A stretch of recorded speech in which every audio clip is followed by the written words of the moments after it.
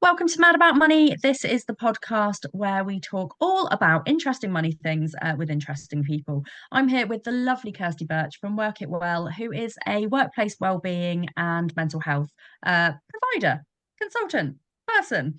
And Kirsty, I've known Kirsty for a long time, and I think we're very similar. And it's really nice to have you on finally because we've been trying to do this for a while. Kirsty, tell people a little bit about you.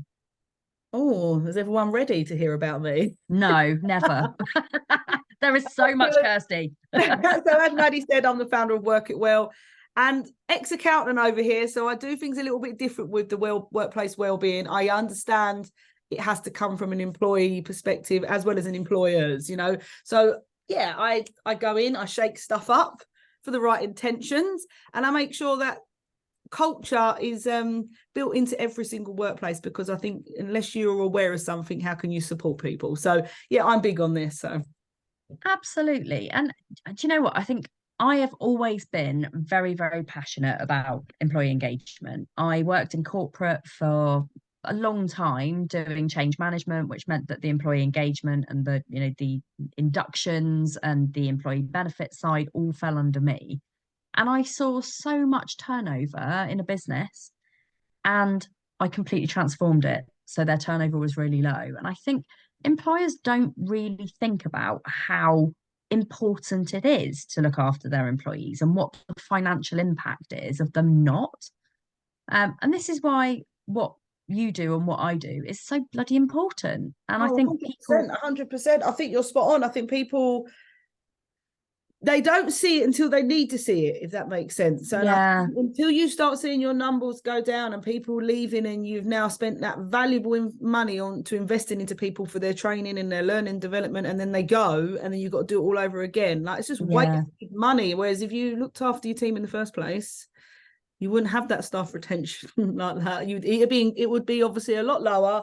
You would be able to keep a lot more people, and you wouldn't be able to constantly spend on recruitment fees and reinvesting and retraining. It just don't make sense to me, Maddy. It really don't. I know. Like this morning, I posted. I mean, and I know we've had this conversation about how LinkedIn, will probably downgrade you if you even sniff of like an offer or something that you actually give to people. But I got 4 likes on it, and I'm talking about something that is really important at the moment: supporting employees with cost of living, because they are not being supported. And, I did a TikTok on it this morning, and so many people are commenting saying, yep, my employer does absolutely nothing for me. And it just means that the staff morale is really low. And it means that people are off with mental health conditions because they're struggling with their finances. Why is it, do you think, that employers don't see this as an important thing? I think from what I gauge when I speak to, and I speak to many employers, that one, they don't feel like it's their responsibility to do it. And two, Mm, it's like they don't want to open up a can of worms to feel like they have to take accountability for other people's financial actions or lack of. And do you know what? Thirdly, I think it's purely they don't know they need to do this. Like I said, awareness is yeah. massive. So I think it's more you have to show people how you can benefit their team as well as their business by talking about things like this openly. The engagement you get from it and the value that your team will give you in regards to you've actually listened to them and supported them with things that are real life. And Mm, we see this a lot. I think you can bring all these initiatives into place. Doesn't mean they're actually going to be what the team actually need. You might think that's what they want, don't mean that's necessarily what they need. And I think financial is up there. I mean, we're in a cost of living crisis. Let's be fair. Everybody's struggling in some way, whether it be mortgage increases, whether it be yeah. food's going up, car insurance, everything in some way. Nothing has been the same since how many years ago now? It's evolved massively in a negative way financially. It's not always the case that your wages are going to actually monitor, like, they're not going to be the same. They're not going to mirror these increases. So you have to support where you can. You can't give them the financial increase, at least give them the support that they need. The financial education to actually manage the money 100%, that they've got 100%, yeah. better. Yeah, exactly. So Kirsty, what's your money story? For me, I come from, oh God, are you ready for this? Yeah, I am. I'm sitting comfortably. Let me sit. I come from a background, if I'm honest with you, which is probably really challenged in regards to money. I come from a council estate. I've been brought up in that area where money was tight and you didn't get all the luxuries that you wanted to. majority of people that I surrounded myself were living the same thing. So it's not like I'm any kind of self-pity or anything. I understand that No. other people are in a worse off situation. But I came from a life where money was a issue. We had lack of it, you know, and it, as growing up, I think that definitely impacts the way you think about money. Absolutely. You definitely, it drove me in the direction that I wanted to earn more of it, because I wanted to be financially independent. I wanted to be able to support my family. I never wanted to have to claim benefits. Now, I know this sounds really silly, but for me, it was more, I never wanted to do that because I'd lived that life and it was tough, Yeah. you know. So it's not about any looking down on anyone. And everybody needs support in their life, and I totally respect that. But for me, it was, I didn't experience a good life on that, so I don't want to make my children experience that. So I worked really, really hard. But actually, looking back, my mindset on things and my money was always a little bit, I suppose I would spend a lot of it as soon as I got it, because I never had it before. So I'd get it, Yeah. go in one hand and out the other. And yet I was an accountant. I should be saving. I should be doing all these things. And it just wasn't materializing like that. Should is a very is an interesting word, isn't it? 100%. I think we are all meant to follow some kind of protocol and being, you know, budget conscious. And as much as I was growing up, I had budgets for everything. I would still probably spend more than I earned sometimes. And I think that was purely because I had a scarcity of it growing up. So I just didn't appreciate it in that way. Yeah. Getting older, obviously, I went into business, and I could totally understand now that I need to look after my money. I need to invest it in the right ways. Hence, I went into bought a property. I've bought another property since. So now I get it, you know, but it took me a long journey to do that. And I think that was purely down to being in that financial industry where it was drummed into you that investing was the right way forward and protecting your assets and stuff like that. But it took me a long, long time, to be fair, to actually let go of the, oh, I'm okay now. I haven't got to panic so much about not having, because I was always worried that I was going to lose anything that I got because I never had it before. Yeah. And it is tough, isn't it? I think when you've not had it, it's like you don't. I appreciated it more on such a different level, but it was all, I was always thinking that it was going to be taken from me, and I always still think now, like, it could be taken from you at any moment in time. So you've just got to live for the moment. I think you've just got to appreciate everything, and I don't let it consume me as much as what it did, because it probably was, if I'm honest, Maddy, my biggest driver when I got to the point of, say, 2019. I was definitely driven by money. And I started to ignore the things that was important, which was probably my family and spending time with people I needed to, looking after myself and things like that. At the stage where it ended up causing me, I was probably burning out a lot because I was just doing too much and just chasing that dollar, really. And it didn't pay off for me in a positive way at all. No. I think a lot of people don't realize how much our kind of early years really do form that money opinion. And you know, it's taken me probably a good 3 years of kind of really delving deep into my money past to actually realize that I had really bad blocks. And the reason why I didn't feel comfortable charging my worth was because I was trying to charge people what I thought I used to be able to afford. So I would be going, you know, I'd be going into corporates and saying, "Oh yeah, I'll do a finance workshop for like 150 quid," and then people just saying to me, "Maddie, what are you doing? Other people are charging like 3 grand for this. Why are you doing it?" And it was purely based on the fact that I didn't think that I was worthy because I didn't have that money growing up.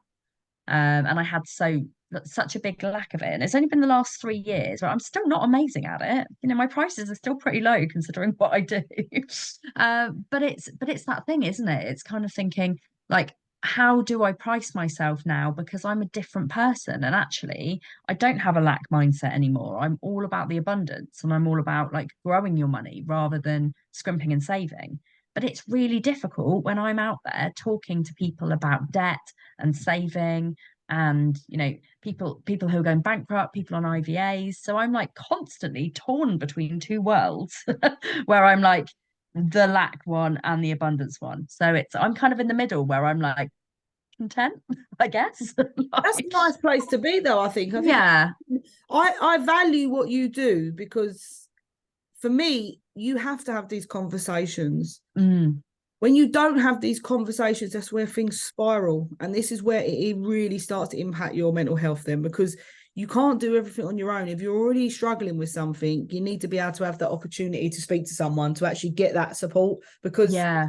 everything feels 10 times worse when you're doing it on your own. Everything feels 10 times worse when you wake up at 3 o'clock in the morning and you're panicking about stuff. You know, there's nothing worse than having the world on your shoulders when you don't have to have it. But what you do and be able to create that awareness and speak to people, 100% rate that. And what you have to look at it like, and this is probably coming from a coach point of view now as well, look at the value you're actually providing. That's what you charge, because if you didn't do that, somebody else would be doing that. Would they execute it as well as you? No. So that's why you have to look at it. Your services are valuable in that regards because you execute them in the way that you do. So true. So true. So what made you decide to go from being an accountant to working with corporates with mental health? My purpose changed massively. I'll be honest with my life growing up. I probably grew up from I had a tough time, not going to lie. I had a lot of crime, a lot of drugs, a lot of money, everything going on when I was younger. Not Yeah. me in myself, just others around me, but it impacted my life growing up. Yeah. I was always very grounded, though. I always knew that I wanted to do something with my life. I just didn't know what it was. I was always felt I was missing something. I went into the financials because I had my daughter young. I had my daughter at 17. I had to really grow up very, very quick. Didn't want to be stereotypical as well. Didn't want to be that person off the council estate that got pregnant, went on to benefits. And it was all in my head. And again, that's a mindset thing, isn't it? It's where we have Yeah. that beliefs. And it was I just wanted to do it different. I didn't want to be the same as the next person that everyone expected. That was the expectation of me. So I went down this avenue and I thought, right, I go into finance. Did that for 20 years, guys. Don't bear it in mind. I also had my hands in my fingers in different pies of other businesses that I'd done really well in. Something was still missing. I got to 2019 and I thought, I don't know what it is here. Maybe I had an early midlife crisis. I really don't know. But something triggered me to think, I've got to change what I'm doing. I've really got to change what I'm doing now. And I want to give back in a way that I never got that support. So Yeah. it was mentoring. I wanted to do something. So I left the company I was at then. I was at a business I was in partnering, left that on my birthday. Didn't even tell my husband. I just went into it. Just said, time for me to go. And I think you just have that knee-jerk reaction. When you trust yourself, you have that you know it's the right thing That's anyway. also a very ADHD thing to do, Kirsty. I realise that now as I'm probably getting older. But it was literally, I didn't even tell him. I went in on my birthday, do what I had to do, realise that shit, I've got to change my life. Excuse my friend. Yeah. You know what I mean? It was a bit like that. And I decided, right, I'm going to go full at it at my accountancy business. I'd already had a good amount of clients. Let's go with that. I did that for about a year and I realised this is not what I want to do. And I was You're earning just, money. I don't see you as being an accountant. The Like, finance side, I like being able to. I think I'm quite an analytical thinker, so I like certain things, and I like thinking outside the box. I'm all a bit like that. But it was more I liked being social. So with the accountancy stuff, all of my clients, it was a really great relationship. I spoke to many people all the time, so I loved that. yeah. And I liked having that. I could make someone happy because I'd do their books. It was a good service. That's the way I looked at it. So I started doing not personal training, like I did fitness classes, not for any kind of money. Okay. So yeah, I didn't do it for any kind of monetary value. I was still having my accountancy work. I was still doing that full time. But I thought, do you know what? I'm going to start doing something for myself. So I went and trained to be a fitness trainer. I went and done my sort of Interesting. I did not know this. yeah, I taught boogie bounce classes on the little mini trampolines. I loved it. Oh, I love that. I did it because I thought I want to make people feel good about themselves. So I already was Yeah. on this path and I didn't realize where it was taking me. And I did that for about a couple of years, 2-3 years. And I did it every single night. Like I said, there wasn't any monetary value in it for me. It's just because I enjoyed motivating. I loved how people would come to my class and feel good about themselves. Didn't matter what size they was. Didn't matter what money. When you was in that class, nothing. You had to just be in that present moment, Yeah. And I did that for, I said, 3 years till it got to the point after COVID where everything kind of started dying down. People were not going out as much. And it kind of pivoted my direction. But it made me realize then I'm good at this stuff and I'm good at the money side and I'm good at the social side. It's the mental health stuff I need to really go into. So all of a sudden, these wellbeing corners were coming together in my life without me even really trying to do anything. Yeah. I'd hit each corner of what I was doing. And then I went and done the mental health and bang, straight away. I thought, this is what I should have been doing 20 years ago. I love it. I love it. So how do you actually help corporates? What do you actually do when you go in? So I can go in and offer like workshops. I can go in and offer, so I do speaker events. I'll go in and do all those kind of face-to-face things, as well as obviously online webinars and online workshops. But I also do the main part of it, which is making sure they create a wellbeing strategy and make sure that they Yeah, actually, from the offset, they have a plan of direction, a real strategy in place that's going to direct them and actually spend the money where they need to spend it rather than just guessing.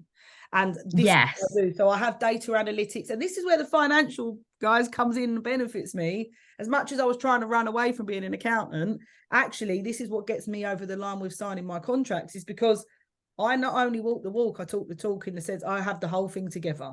I could mm, tell you how it's going to benefit your business, and I can show you how it's going to benefit your business, and I can get you a return at the same time.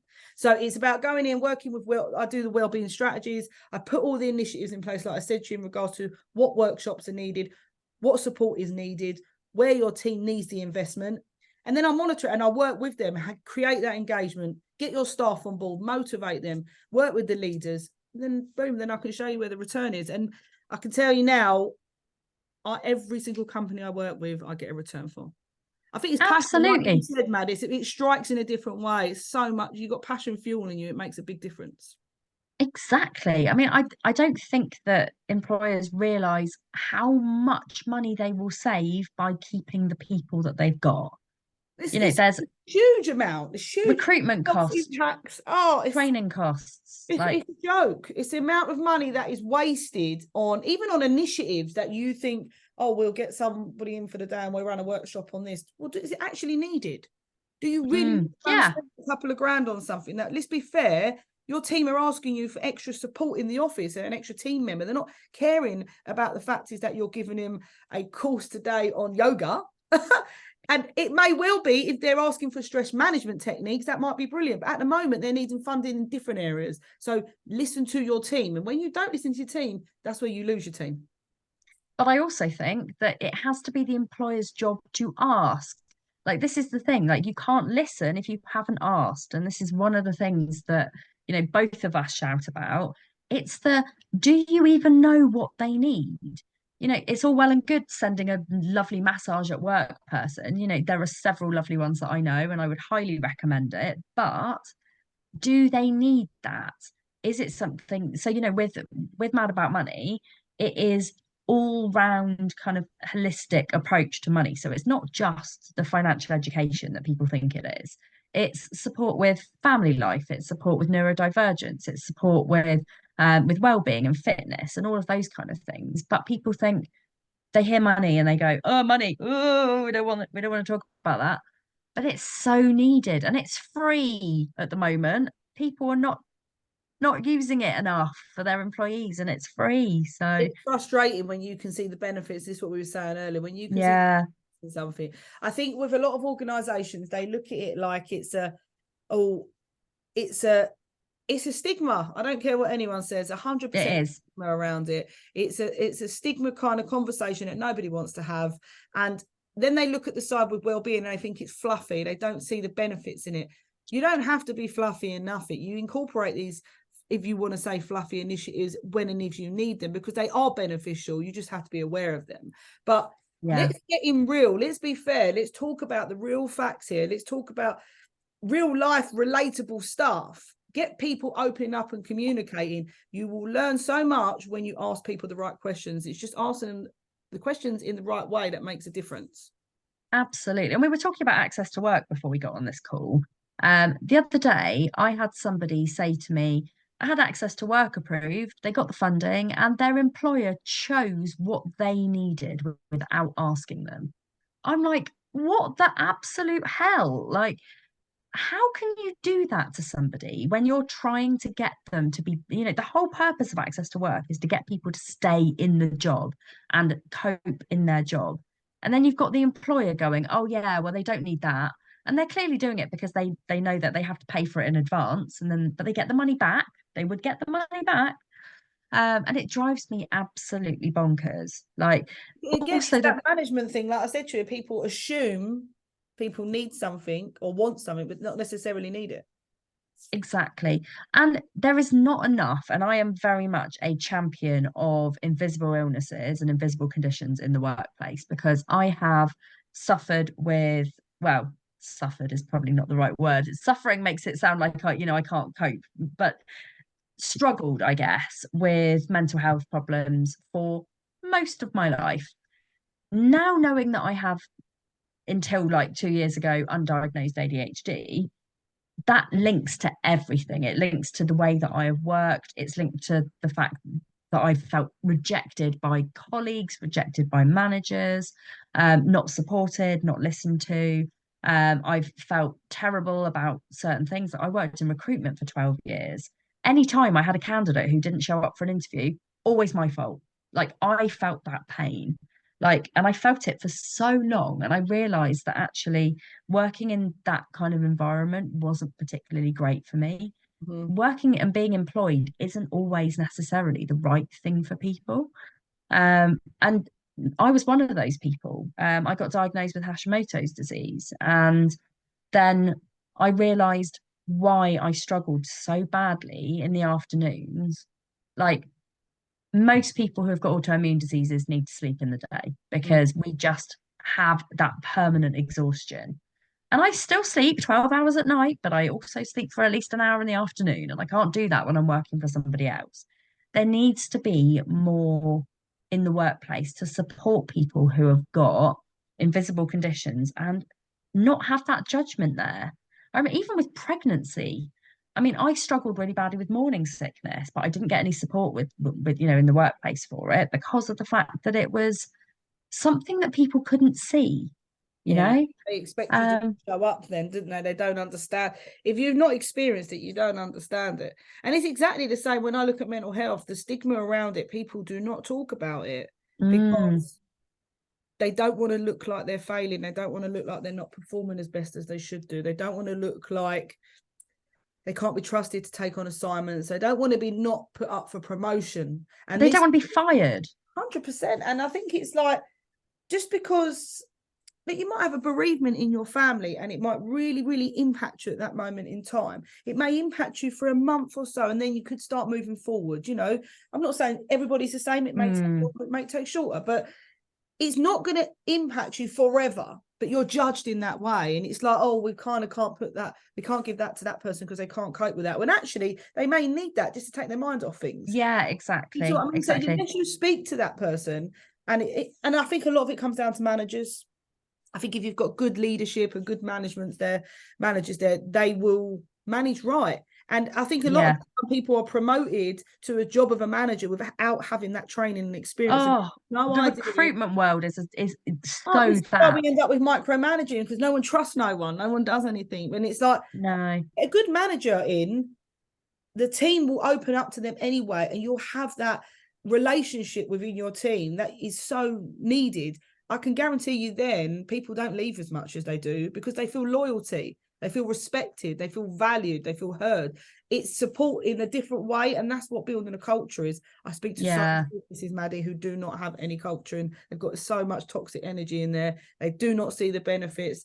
They invest into things because they feel like they have to tick a box, and it gets them no return. Do they care? It's just a budget. And this is what I come against all the time. And it's like, Mm, it's because it's a budget. Why don't you use that budget correctly and actually get some positive change from it? It yeah. baffles the life out of me. It really does. It's just insane. I mean, yeah, the recruitment world was all about promoting people who were good at sales. And salespeople are not always good managers. They gave no training. It wasn't anything like that. But then when I went into my change management position and I was working more in the HR side, it was it was kind of like the given that actually got support. I ended up having I got a work coach, and I'd never had a coach before. And I think that was basically my manager going, Maddie, you've got ADHD, but I don't really want to tell you. Which bless her, I did so well in that job because I had somebody motivating, somebody picking me up when I felt really crap. And I went on to win awards, and it was the best job. And she was a very, very hard-nosed, quite at times I felt like she was quite difficult to approach, but she knew what I needed. She gave you the And support. That's the she gave difference. me the support, and I will always thank her for that. She knows who she is. She's probably not listening. But she was amazing. She really did know exactly what I needed at the time. And she was the one who put me up for the award. She was the one who got me the work coach. She supported me. She let me work from home like 3 days a week. Nobody else worked from home. She probably, I mean, I don't know if she knew I was having a nap in the afternoons, but I was getting all the work done and I was working till like 9 o'clock to get everything done that I was meant to do in the day. But she supported me through that to the point where like it was just so necessary and so needed. And that was the best job I've ever had, hands down, because she supported me. That's the experience, see, that you've taken from that. And this is what I speak about a lot within what I do is that employee experience. People will remember the positives.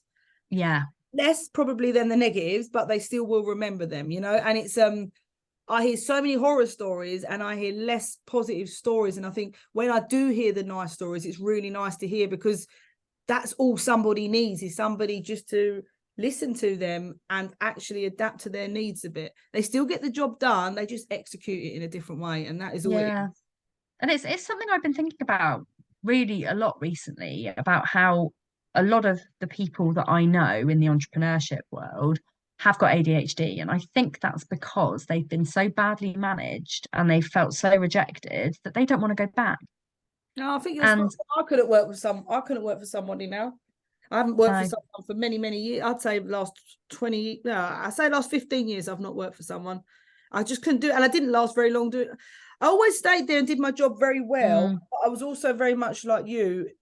I was very lucky in one or two of my jobs to find someone that probably took me under their wing a little bit. And that's all I needed, is that as a young girl growing up, it was like, I'm a young mum, I've got a lot of responsibilities. I have my husband and obviously my boyfriend there, and we've been together since we were very young. But I didn't have I didn't have anyone around me that was probably in the business world that I really wanted to get into. I didn't have that influence. When I went mm, there and I met one or two people, I had that little bit of a mentor, and it was and I didn't even have to do a lot. I think it was just like you said, someone motivating you in the right way, yeah, managing me well to see that this person's got, look, she's got qualities here. Let's be able to give her this and support her in this way and watch someone excel. And that's exactly what I've done. And if I get to give that opportunity back to someone to be able to hear them and listen to what they say and support them in a way that I feel that maybe others are not doing so, it mm, costs nothing for me. That's why I do so many things free. I'll try and do always once a month, do something for someone, give back in a way, because yeah.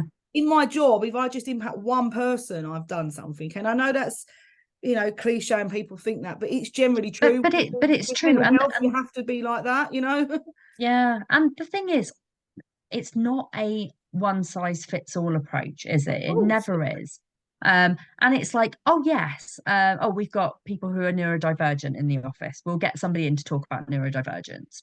We've got, some people who might be struggling with their mental health. Like every single person struggles with a different thing. And that is why Mad About Money and our wellbeing platform is something which is needed, because the employees get to choose what they need, like rather than the employer getting to this choose is what what I'm they need. saying to you. Rather than spend unnecessary money on areas that you don't need to, it makes Yeah, me cringe. I see it all the time, and I think, oh, we'll have Mental Health Awareness Month. And as much as I'm happy to shout about Mental Health Awareness Month, it's what I it do. should be all the time. It's like, well, why are you not putting this into some kind of strategy and demonstrating this throughout the whole year? Because then what you Mm, could shout about is the positives then, rather than the negatives of Mental Health Awareness Month. Why not shout about the positives of how you've improved your team's mental health and well-being? yeah, Why not shout about these things and show how the trends and what you've done and what you've put in place throughout a whole year, and recognize that achievement, rather than we're going to do one day and talk about this, or 1 week and talk about this. It's kind of like, for me, yeah, brilliant, talk about it's awareness, but it's not as effective as what it would be if it was a continual thing. yeah. No, I think that's a great place to end, because I think people just need that education and keep fighting the fight, because you're doing an amazing job and you're getting that awareness out for people, and that's exactly what's needed. So Kirsty, how do people find you? Where's the best place to get in touch? You can find me on LinkedIn, find me as obviously Kirsty Birch, or Work It Well. Come and find me over at Insta or TikTok. I'm on the same kind of platform names. Other than that, yeah, they can always reach out to you, and I'm sure you'll point them in the right direction of me. Absolutely, absolutely. It's been an absolute pleasure having you on today. I loved every second. It's one of those subjects that I could talk about for hours and hours and hours. And if I don't cut it off, we're going to be here for hours. Yeah, and you know what's nice is it doesn't feel forced. So thank you very much No, for having me. We leave a room better than we find it, and that's the best way you can do things. absolutely. It's been an absolute pleasure. And I think this will probably not be the last time we get you on either. So I've been we'll very do it. behaved today, actually. Amazing. Well, for anybody who's listening to this on Spotify or Apple Music or any of the other nice, reputable podcast platforms, you're listening in the wrong place. Go and actually download the Mad About Money app. Go and listen to it in the Mad About Money app. Come and join the conversation. Come and talk about your mental health. Come and talk about your money problems. Come and talk and get celebrated and uplifted by a group of people that are non-judgmental and actually care about you. And there are lots of nice experts that hang around there. Kirsty sometimes pops in as well, which is nice. She's going to pop in more. That wasn't a dig. So yeah, and if anybody wants to find me, it's Maddy Alexander-Grout on TikTok. I am Mad About Money official, and yeah, Maddy Alexander-Grout on LinkedIn. But we will see you guys next time.